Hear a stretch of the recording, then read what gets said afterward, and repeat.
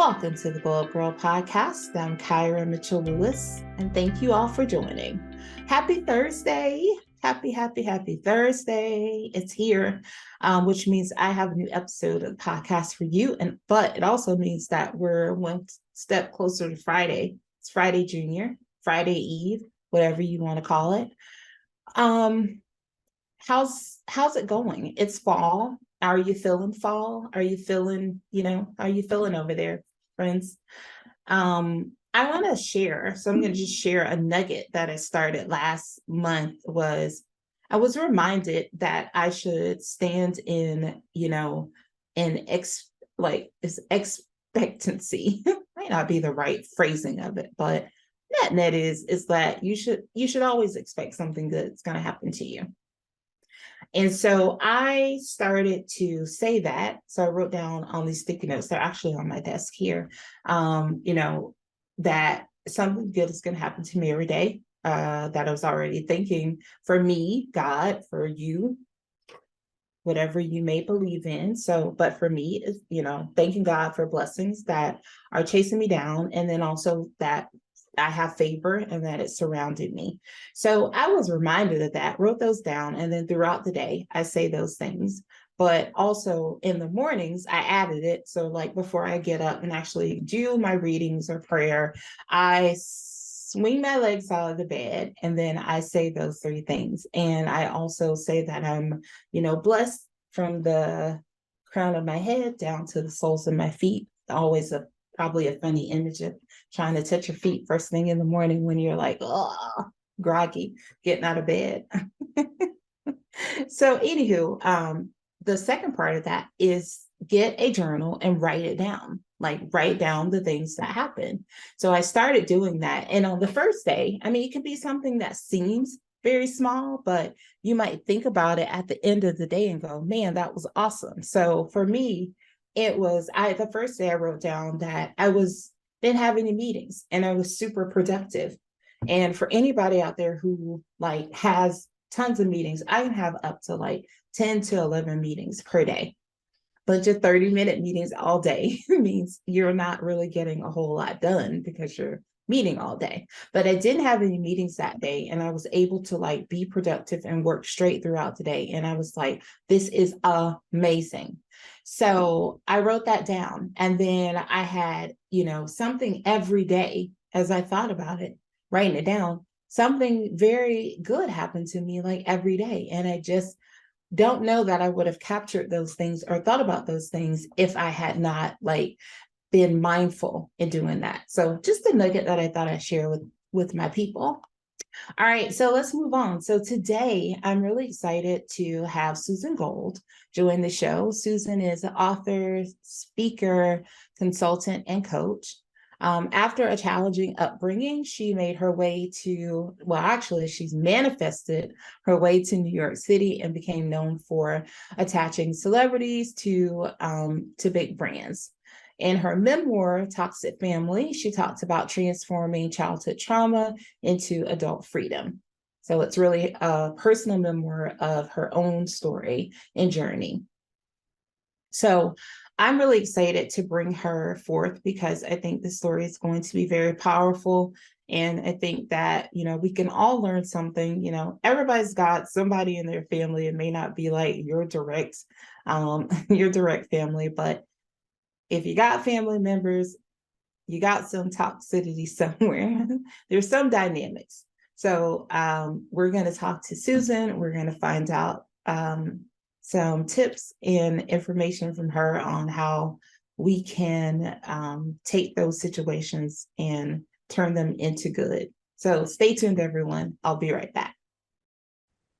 Welcome back to the Glow Up Girl podcast. I'm Kyra. I'm so excited to welcome Susan Gold in. She is an author, speaker, consultant, and coach. Welcome, Susan.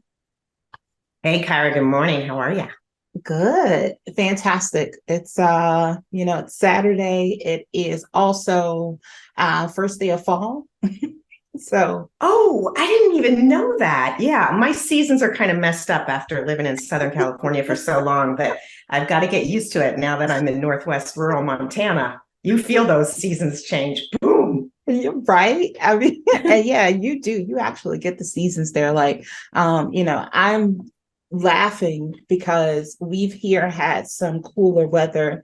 Well, it's been in like the 70s this week and at night, like in the 50s. But I know that, summer's got that one last hurrah that's going to come back around. It's going to be like, just kidding, fall. It's actually 90 outside. So I was actually hoping for that, but I'm not sure.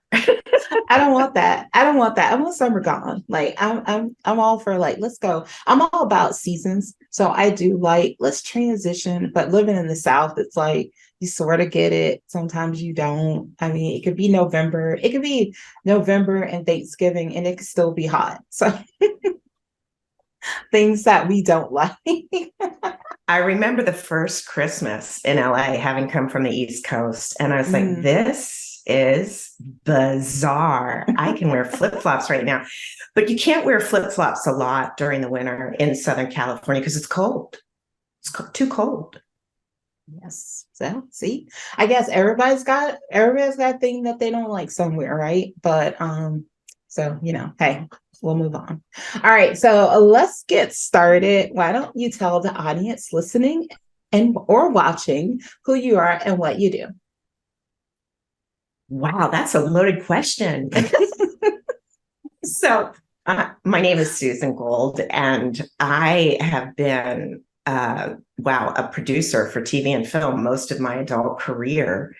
But I heeded a call to write a book, which I didn't really understand was necessary. In 2007, Kyra, an Irish seer told me I had a book to write, and I promptly shoved that under the closest carpet. I was like, no way, And then in 2020, I had back-to-back intuitives tell me, you have a book to write. And the third one said, you have 3 books to write. And I was like, oh, fluff. Before this turns into a library, I guess I'll get started. But I wrote a book called Toxic Family, Transforming Childhood Trauma into Adult Freedom. How's that for a nice taboo topic? Right.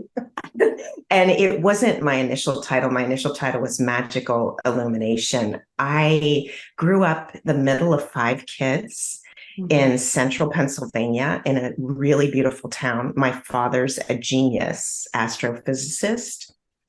And he also had a little issue with alcohol. The whiskey bottle would uncork at 7:30 a.m. and you'd hear glug, glug, glug, glug. He also had an eye for the ladies and was a bit of a narcissist, if I could say that. My mother self-soothed with food. She had 5 children before she was 30. And she also came from a really rough background. Her father was a perfectionist, and he had been beaten almost to the point of death when he was young by his stepmother. So he forbid my mother's mother, my maternal grandmother, to show any affection towards my mother and her brother. And she was beaten by my grandfather. He would have psychotic sort of breaks and would perpetrate the same behavior.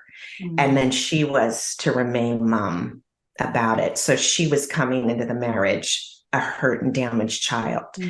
And my father's father was a Peter Pan. He didn't really want to have kids. He wanted to be the kid. But my paternal grandmother was like, you get married, you have children. That's what you do.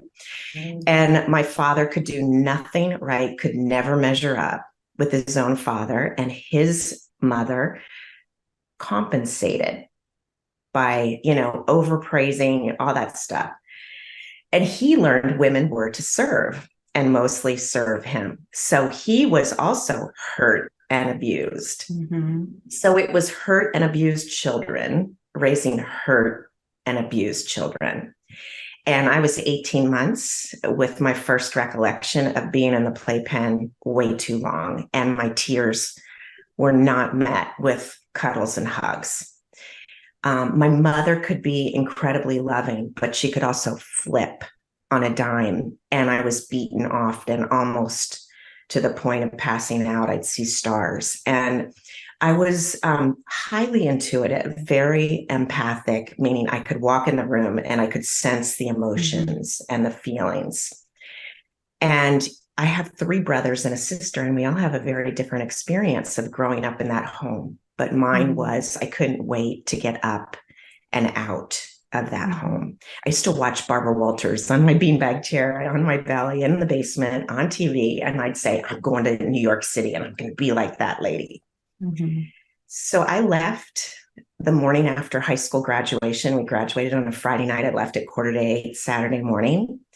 And eventually I did make my way to New York City. I was 19, living in Greenwich Village on my own, doing an internship from college, and then went there immediately after college graduation. And I worked in a large global talent agency, but I wasn't making enough money. So I picked up a side hustle, training people, exercise training people. Okay. And Barbara Walters became my client. So at Wow. 7 a.m., yeah. How's that for manifesting, right? Right? Yeah. Yes. Oh my gosh. So at 7 a.m. one morning, I rang her doorbell and she's like, Susan, get in here. What's going on with you? And she got it out of me within moments. She was so intuitive. She would have loved you. She was like a girl's girl. I had been sexually harassed in the workplace by my boss the day before. And she said, I'm coming to work with you this morning and we're going to confront this gentleman together. And I said, no, that's okay, Barbara. I've got it. So I did confront my boss that day and he promptly fired me. I had 2.5 months cash in the bank, maybe. I was newly sober, not even out of my first 90 days, because the same red flags that were in my own home were surfacing in my own life. And that was a big red flag. Hello, something's not right. Yeah. And I had just extricated myself from an abusive relationship where the gentleman held the purse strings. And I'm embarrassed to say I stayed, but finally had extricated myself. But I couldn't be an assistant any longer, even though Barbara offered. Her fiance was running a film distribution company. And she said, he really needs you. And I'm like, yeah, no, I can't do that. Not after what I've just experienced. So I opened my own talent brokerage firm, matching celebrities to brands before it was chic. And Donnie Deutsch, who's an entrepreneur and an iconic host for television, was running his dad's ad agency. And somehow we collided and he said, you think you can get me Andy Warhol for my Pontiac client? I'm like, I don't know, I'll try. So when I couldn't get anybody to answer at the factory, I took the subway down there, knocked on the door, and Andy's business manager opened the door, answered. I told him I was there. He told me, come back tomorrow. I'll let you talk to Andy. So I went back the next day and the studio doors opened. It was so dark in there. I was so scared to walk in that room. There was a pin spotlight coming down on this platinum hair going 17 different directions in the middle of the room. And there he was. He was like scribbling, on this with these colored pencils, and 3 pugs were running around the studio. Those dogs with the smushed up faces that are so cute. Oh my gosh. And he could care less why I was there yammering on. The dogs would tug at his pants leg and he'd pick them up like they were little babies. And I saw it and I noted it. And finally, for the first time, he looked up at me and made eye contact. And he said, now, really, why would I do this? And I said, because you can have the pugs in the shot with you. And he said, okay, I'll do it. And so that launched me as becoming known to match celebrities with brands. And that helped me become a television and film producer. And I feel very fortunate to have had those experiences, but I had a lot of personal cleanup to manage while I was moving through that career. Yes. Oh my gosh. Well, I first want to say thank you so much just for your transparency and your story, because you've overcome so much from a baby. I mean, as a baby, and also just, my heart goes out to your family, just generationally. And I know your book, addresses really looking at like transforming childhood trauma, Like it predates you. And it was in each of the pairings of parents. I mean, they were just influenced by someone before them and never really seeing it like, I guess, the healthy way of doing it, and kind of doing the best with what they knew, or the resource, the tools that they had at the time, right? But you persevered. I mean, first of all, just the idea that you were a child living in this environment. And so I want to talk about that, manifesting the dream to get to New York, because you were a child and you were thinking, I'm going to go to New York City. I want to be like Barbara Walters. And all of that happened. It happened for you. I mean, how did you, for a lack of a better way of saying it, how did you keep it together as a child and still, be able to like build this dream on the side in the midst of everything you were going through? So Kyra, first I want to thank you. You're so insightful to see it the way you are, because oftentimes, I'll speak with a podcast host, or, I'll be on a radio show, and you can feel the rage towards my family. They don't even know my family. And you get it right away. Like they were doing the best they knew how. And this stuff was ancient. In my family anyway, and the way that I feel, well, I'll talk for myself. I was carrying a bag of crap that did not belong to me, but Right. somehow, my lottery number came up before I signed on the dotted line to come on down and have this human experience. So thank you for seeing that. And just as a child, I had this ebullience. I had this ability to bounce back, to stand up. I mean, there were so many times when I went out in our yard and I lie down in the grass, which I now understand is grounding, but I didn't know it then, or earthing, some people call it. And I used to look at those clouds and just wish the angels to send me up on those clouds. Help me get out, help me to do this differently.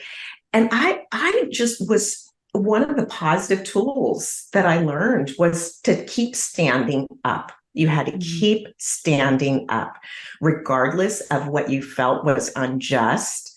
Keep standing up, one foot in front of the other. And I really feel that helped me. But I just want to be honest, I had a horrible struggle with suicidal ideation. I was 6 years old with my first thought. And there's an audio. If anybody's interested, there's an audio. You can get it if you want to. It's on my website and you'll hear the whole story. I struggled with suicide in my early 20s. I struggled with clinical depression, and just learning to hold on until the miracle. If I took myself out, I was taking the wrong person out. And I knew that. And the other positive was to see it ultimately as a gift. I think I was probably 29. I was 4.5 years clean, and I was hospitalized for clinical depression. Actually, I was sent to a treatment center where they treated codependents and they treated addicts. My mother her mantra was, you're going to end up in a crazy asylum. You're crazy. And here I was in this treatment center, and it had a psychiatric ward attached to it. They did blood work. They said, you need this medication to bring your serotonin levels up. They're totally depleted. So you can do the work you need to do to get back on track. I didn't want to take that medicine. I was sober. I wasn't going to take medicine. And I remember they told me that evening, you take this medicine or we're going to lock you up in the psych ward. And it echoed what, my mother's mantra for me. And I got down on my knees and I said, please help me. Please help me. Because I did not want to manifest my mother's intended or unintended vision. The next morning, a 17-year-old angelic heroin addict, and she had been in and out of treatment centers, and I collided in the hallway. And she said, if you came to this treatment center, they did blood work, and they said, if you take this medicine, you're going to be better, and you weren't an addict, would you take it? I'm like, yeah, of course I would take it. She said, well, and so that launched a 10-year exploration of treating clinical depression and exploring clinical depression. And I used medication off and on for a 10-year period. And I came to understand how to get off the elevator before I hit that rock bottom floor. I could see the signs. I'd start to isolate. The head chatter would get to be really dark. I'd feel that gray pallor come across my being. And I knew how to work with it. And I never got down to that deep place after that period of learning. And I didn't need medication any longer. Oh. I'm so I'm usually not at a loss for words, but your story is just the resilience.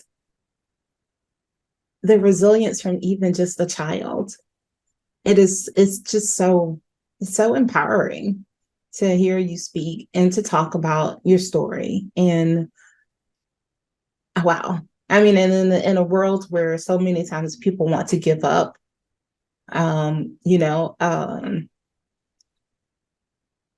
we having someone like you, hearing from someone like you, that you were able to keep pushing, you were able to keep moving forward. It is just, I'm actually quite bored.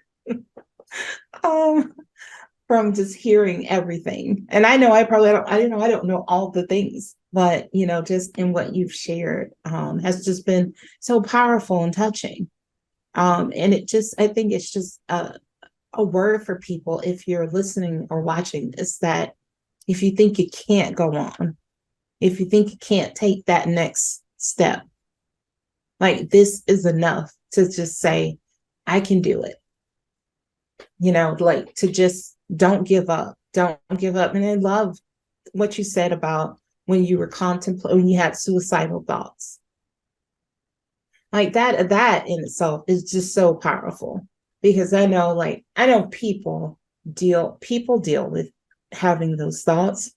People, may not always admit it, like what they might be thinking, but just the simple fact of being able to ground yourself and bring yourself back to, like, no, I'm not going to take me out. Like, that is so amazing, because it's like you had so much more to give to the world in the way that you're giving it now, in so many other ways, even in, when you were younger, in all your experiences. So I just want to thank you for just, wow, like this just awesome. Well, I want to thank you too, because it's not easy to produce the content that you are and have the conversations that you're bringing forward. So I really appreciate that, because you're helping all of us. But there's a little selfish thing on that suicide thing, especially as I became an adult. I didn't want to have to come back in and repeat the whole story over until I got it right. So there was a little self-serving, attitude in there. Oh my gosh. So would you say, what was the turning point for your time when you were in New York? Because a lot of things happen. A lot of things happen. And also, you were manifesting a lot of things. You manifested to get to New York, right? And then you had an unfortunate, incident with your manager. Do you see that I think I can see them, but I'd like for you to tell us, like, what was the gift in that, right? Because out of bad things, if you search hard enough, there's a gift. There's something in there, a learning. What would you say was the gift? And then if there was a turning point in your time in New York? Yeah, I'm really glad you're bringing that up because, I have definitely come to the point to understand that when you're presented with a challenge, this is an opportunity for soul evolution. Grab onto it with both hands and hold on tight. And there is a team that are going to help you walk through this, whether you believe it or not. Right. So, I think I was really scared. I was, I didn't know what I was doing. I was making it up as I went along. I lived in a tiny studio apartment. You had to do, the duck and dive and lift to see what the sky was doing outside and what to wear, a raincoat, or not. And, but I just held on and believed, and ultimately just becoming successful and seeing opportunities and transforming those opportunities into gifts. It helped me see why it was important that I not hold anger and resentment, that I not sit in the role of victim, that I not eat rat poison and expect this boss to die. It wouldn't be me that died. And actually, I'll credit Barbara Walters again, because she said, you can sue him, but it's ultimately going to be your word against his. It's going to take years, and it's going to zap your energy. And I sat with that and I decided, yeah, I don't want to go that route. I mean, I was angry. It felt unjust. This was inappropriate. This man needed to be punished. No, he didn't. I needed to get free. I needed to focus on my positive steps in front of me. And it's not like you do something good for Santa or mommy or daddy and you get the prize at the end of the journey. No, it was just, okay, I'm going to let go and I'm going to see what happens. And my ability to match celebrities with brands caught the attention of Roger Ailes, who was running CNBC and a network called America's Talking at the time. And the head of promotions called me over and he said, we need celebrities on Robert Rogers' network to weight the brand. I was like, I'll try. Nothing was happening. So I grabbed a cameraman one night. We went to some red carpet event. I stuck the microphone in everybody's face, and then I had them, ultimately, after I interviewed them about why we were there, look to camera, tell me their name and that they were watching the network, Rogers Network. And this was before those promos were like even happening. And so all those promos got on the network, and here was every A-list celebrity I could get to, talking about how they were watching Rogers' channel. So I went in and the head of promotions goes, "Gold, get in here." And he had this corner office. I thought, oh no, like I'm in deep trouble. What did I do this time? He's like, "Mr. Ailes needs to see you in his office right away." I was like, okay. And so, yeah, I went up to Roger's office and he had me in, and he was very appreciative of what I created. And he said, "Name the show you want to produce." I'm like, "Oh, really? We need you as a producer." So that's how I became a producer. And I didn't even know what a producer did. I love it. I love it. I love it. Because I mean, and I wouldn't have had that opportunity had I right. stayed in that rage and anger, right? Yeah. Yes. Yes. Whew. I love, so see, you have the photo in your background is so like fitting. It's a rainbow in that photo. And I just feel like it is just so like fitting for your story. It's like, Well, thank you, Kyra, because that's my side window. wow. I didn't know Montana is so magical. It wasn't even on my bucket list. I thought, I'm not leaving Southern California for anything. And yeah, so I can't shoot into the window because there's too much backlight. So I'll take photos and drop them in. And yeah, that's like standard, It's beautiful. living here. You deserve that. And that, I feel like that rainbow, like even though it may not have felt that way at different points of your life, but it feels like it's been with you. Like on the other end of it, it's like the rainbow. So All right. Well, let's talk about what took you, why did you leave New York to go to LA? Well, I got what I thought was a great career opportunity, and it was, but really, Kyra, it was to meet my greatest guru, as in teacher. Yeah. And that would be the man who would become my ex-husband. All right. All right. So you got us now. We want to know. Oh my You gosh. have to tell us more Um, now. okay, well, yeah, I did go out. A friend of mine was running a strip, a TV talk show strip, and I brought talent to it, Mhm. and went on to do stuff for Disney. And, it was really great, like work and running a TV show about the industry of Hollywood, and like met everybody, and one day Steven Spielberg was early and I had to entertain him walking around the lot for a half an hour. And George Clooney was in his dressing room, and, there was no place for Steven to go. And I had to go back and nonchalantly rip George Clooney stuff out of the trailers. Steven Spielberg couldn't move it. It was fun. It was, I met like, everybody that you dream about, but really, I went there to meet the man of my dreams. And I really thought he was. He Mhm. said all the right things. He did all the right things. Um, I really thought I met my match and Mhm. was going to be blissfully happy. And we ultimately did marry, and we had a son, and I bought a home for our family. Mhm. And the wheels started coming off the car. And I knew the marriage was past its expiration date. And Mhm. I did not want my family to fall apart. So I Mhm. came up with this clever idea. We're going to go to mediation, and we'll create a post-nuptial agreement to bring some financial integrity to the plate, because I was carrying, the bulk of the bills and the Mhm. responsibility, and being the mom, and, Mhm. being the breadwinner and being the mom at the same time, not just to my son, but I felt to my husband as well. I was just drained. My life was becoming smaller, and I couldn't speak up, Mhm.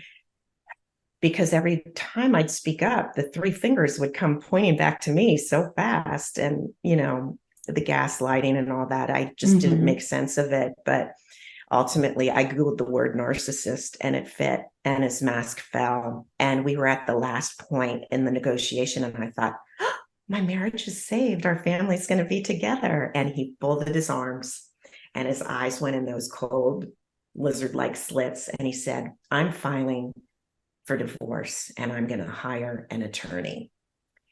Mhm. And that intuitive voice in me over my right shoulder came through my heart and said, this is the universe doing for you what you cannot do for yourself.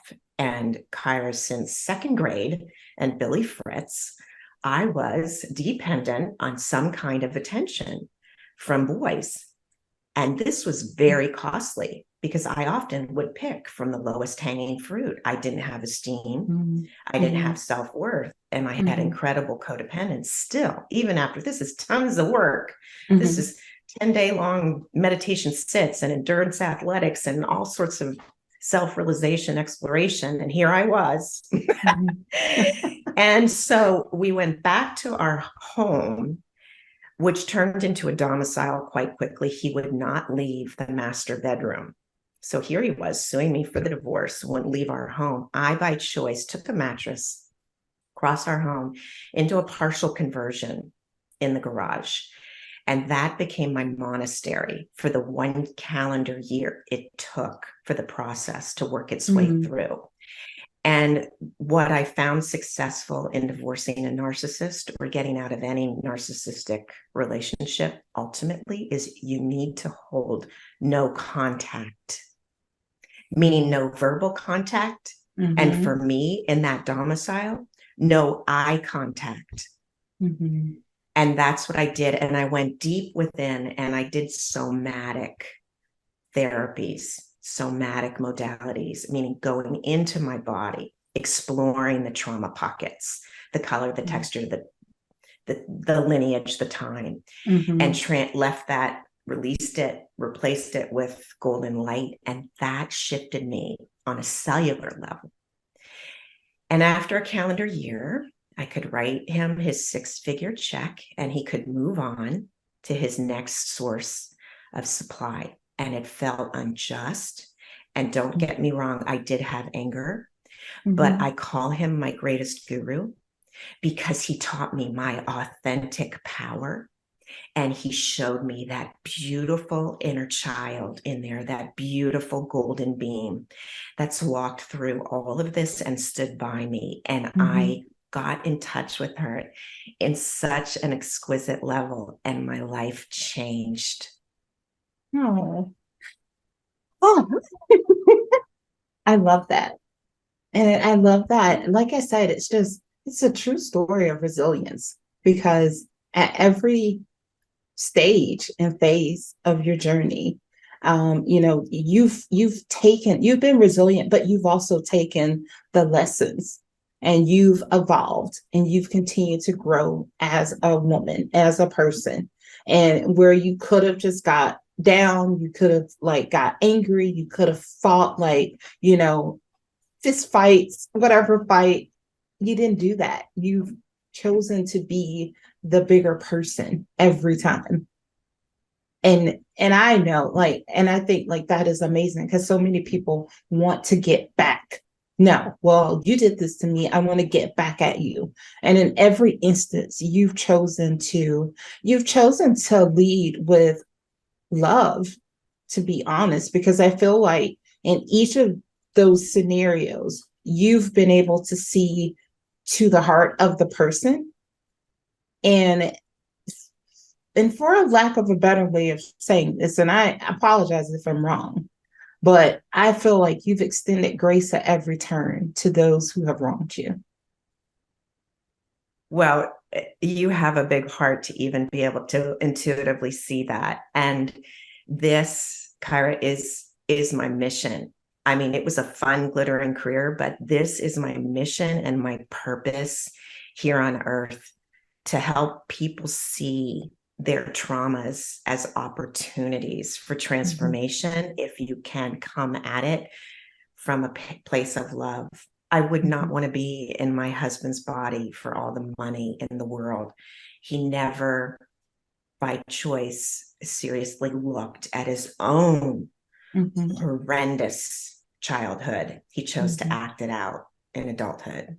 Yeah, that's really sad. Yeah. Yes. So yeah, I mean, have like chill bumps just thinking in the way that you have you as a person and just how you have extended that grace and love to other people and how you've used that to continue to help people. So what would you say now looking back to the younger version of you back in that house in Pennsylvania? I love you with all my heart. You have worth, you have value, and you have great purpose. Hold on. Yes. I love that. Thank you. Oh, all right. I want you to talk about ways that you work with people. So if someone's listening, watching us right now, can you tell them how they can connect to you and also about how they might be able to work with you? Well, Kyra, thanks for asking that question. I usually blow it off because I don't want to sound like a big self-serving marketer, but I mean this from my heart. If you feel drawn to me and you want to have a conversation, no strings attached. I'm not going to send you emails and offer you my webinar for $1.99 and my course that's usually $5,000 for $298. No, just a conversation. Go to susangold.us. There's free stuff there. It's all there. You can find the book on Amazon and all the likely places. But yeah, I really open my heart to you and invite you to come on over. Yes, I love that. All right. So I have just really enjoyed this conversation. I've just loved hearing about your journey and just I don't know, it's the way that you tell the story. I was there. I've felt in this conversation as if I was looking in on you at each of those phases of that journey. And I can say that doesn't happen often when you, as an interviewer, where I've been like transposed into the story. But I felt it at every turn. And now seeing you today, and then just seeing where you live in Montana, seeing that photo and knowing like, because obviously most times people have got like virtual backgrounds. Like I got a virtual background, but I don't know. I was just looking at that. I was like, that just looks like a real like photo. And knowing that that is where you get to live every day and the work that you do and how you help others, it's just pretty awesome to even be a part of, your story now by being able to chat with you and have this conversation. So thank you again for sharing with me today.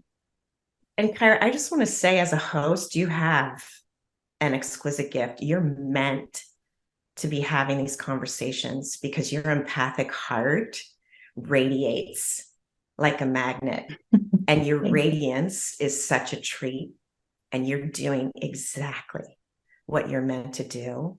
And I really encourage that intuitive beauty to keep shining and speak it out, because you are so spot on. Thank you. Thank you so much. Didn't have someone making me cry on the bingo card today. I didn't mean to. No, it's so great because, obviously when we're doing what we feel is purposeful work, a lot of times it takes a while. I mean, I do something that I enjoy, and obviously I work a regular job every day. Of course, this is the purpose and the passion that I feel is my journey. But of course, it's a journey of trying to figure out like how can I move that, how can I be doing this all the time? And so it's having people like you to speak into and pour into me is awesome, because it lets me know that I am doing the thing that I'm supposed to do and that I need to keep pressing forward. So I received that. All right. Okay. So we're gonna do 3 things with Susan. I know I'm gonna keep Wait, do I need a buzzer to press in on my 3 things? No. And I hope you'll let me hold you for an additional 5 minutes here. So we're gonna do 3 things with Susan. I'm gonna ask you 3 questions. I say 3, but the first one's a 2-parter, so I love that. First one is, how do you start and end the day? Thank you for asking that. So when when my eyes open, I try to ask my team for help and guidance through the day to live heaven on earth. Because most mornings I wake up in post-traumatic stress fear. And then I end the day. Usually I do a little light stretching in bed. I do bed yoga, even if it's 3 minutes, doesn't matter. Do a little stretching. And I just am aware of my breath, and I'm grateful for my head on the pillow. Nice. I love that. All right. The second question is, if you are a goal or intention setter, what's one thing you maybe set for yourself this year? And if you don't mind sharing, where are you with it now? Yeah. So my goal for this year actually was to have the book published, and it was published. So I hit that. And then my goal was to do 100 podcasts, because I suck at social media. So I wanted to do podcasts as a guest to help set up my story, learn about my platform and the book, and to connect with other human beings that may be in similar circumstances that I've walked through. Oh my gosh, what a beautiful gift. I've hit 120, and I'm so loving the experience. It's so beautiful to really authentically be speaking with so many beautiful human beings. Yeah, it's been a beautiful experience. I love it. All right. And the last question is there a book, a podcast, a TV show, movie, or anything that is inspiring you in this moment? Oh, wow. So this is so businessy. I'm reading Quiet Marketing. Oh. It's by a woman in Australia, because I'm so Mhm. sick of the digital cacophony and all the emails in my inbox and everybody wanting to be my best friend and, have a special offering, and they're hitting me up 3 and 5 times a week. And Mhm. there has to be a better way. I really hope that people who resonate will come, because I cannot partake Mhm. in this sell thing we have going on at this Yeah. moment. It could definitely be a lot. All right, thank you. Well, before I let you go, I would like for you to leave the audience with the 3 things you'd like for them to take away from our conversation today. I don't know if I mentioned it, but just beware of your breath in and out. It is so simple. It's so forgotten. Mhm. So be aware of your breath. Hold on until the miracle. And remember, you have value, worth, and purpose. Awesome. I love it.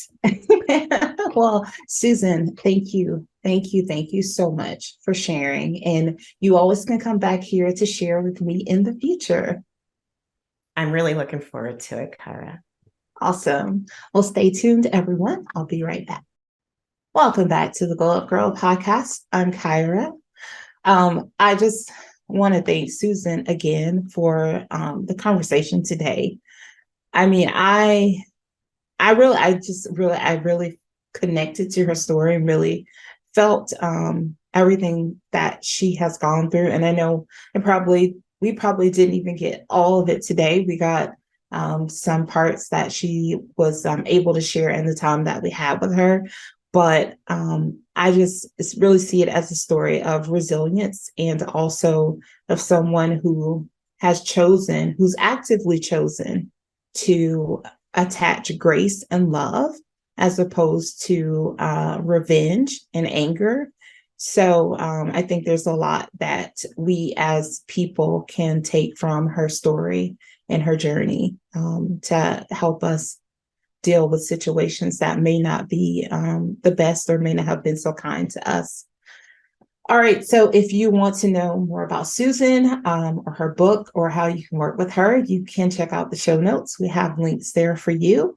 Also, if you want to learn more about Glow Up Girl, you can check us out at glowupgirl.com. Check out past podcast episodes, get some resources, get our social links, and so much more. If you want to be a guest on the show, you can also sign up to be a guest there as well. You can also join our Patreon community. So the Patreon community is there. It is $5 for you to sign up for monthly career tips, life tips, some behind the scenes stuff for me, but $5 to do that. So it's a Glow Getter membership. So if you are someone looking to level up in your life or your career, I think these tools have all been designed to help you do that. So take a look at that.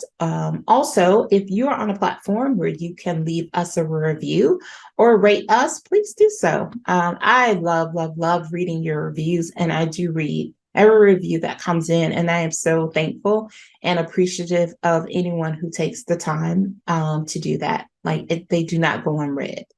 Also, if you are listening to this episode or you're watching this episode and you think to yourself, wow, this person would really benefit from hearing Susan's story, please make sure you're sharing. Sharing is caring, after all. Don't keep all this goodness to yourself. And if you are sharing on social media, make sure that you are tagging us.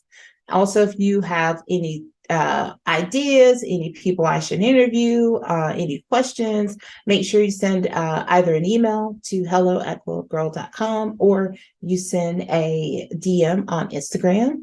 So we're at Glow Up Girl there as well. And also, if you're not following us on social media, I don't know what you're waiting for. I don't simply know. So head on over. I'm most likely going to be on Instagram or LinkedIn. Facebook is there, but I'm not as active there. So make sure you check me out. Check out Glow Up Girl on LinkedIn or Instagram.